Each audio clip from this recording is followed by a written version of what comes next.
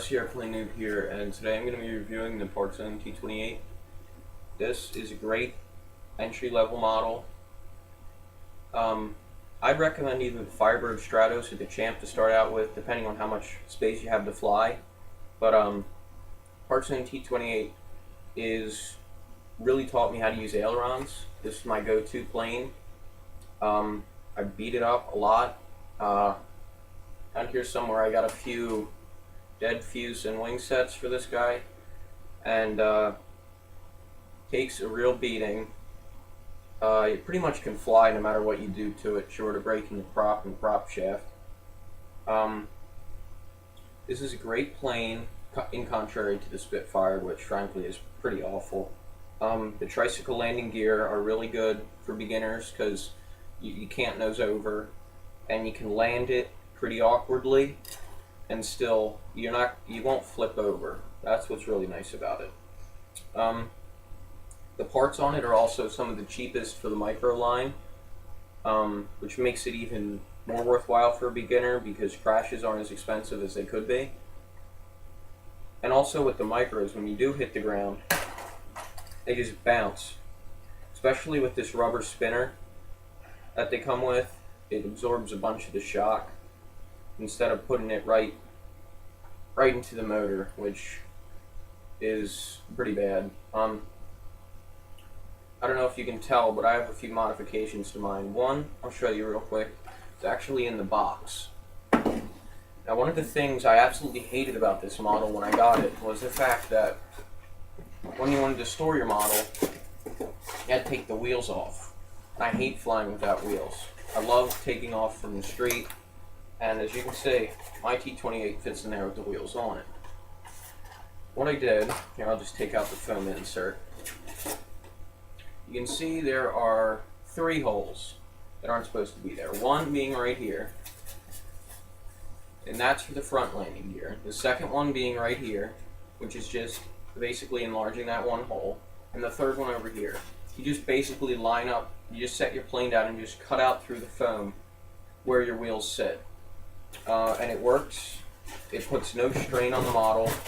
And I don't know why Parkzone didn't do this with the box, because I really hated popping the gear off over and over. Eventually you're going to rip off the little landing gear holders. And my second modification, I don't know if you noticed, is the canopy from Park Flyer Plastics. I'm pretty awful at painting, so as you can see my guy kind of looks like a zombie, and it's quite awful.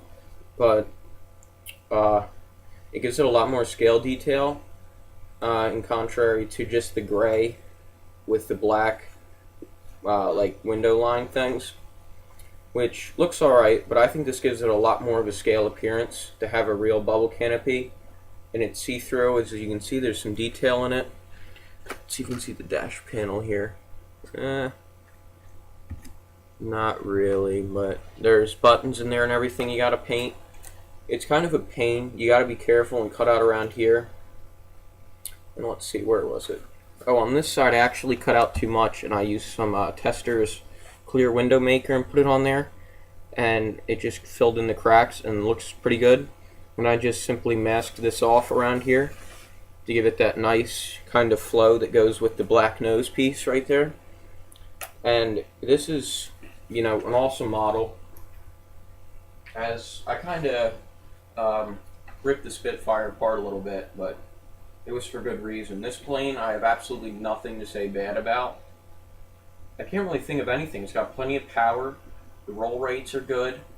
As you can see, it's got a little what's it called, under camber in the wings here, and it makes it so that if the wing does flex, you're gonna have to put a little more down when you're inverted, though, as you can see.